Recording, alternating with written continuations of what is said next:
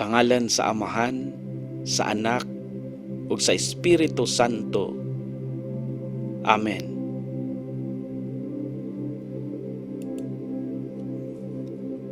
Amahan namo nga anaa sa mga langit, pagdaygon ang imong ngalan.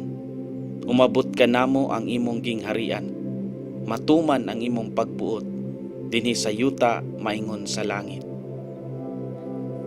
Ang kalan-on namo sa matag adlaw, ihatag ka namo karong adlaw, ug pasaylua kami sa among mga sala.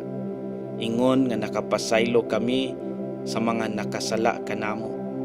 Ug dili mo kami itugyan sa panulay, hinunua, luwasa kami sa dautan. Amen.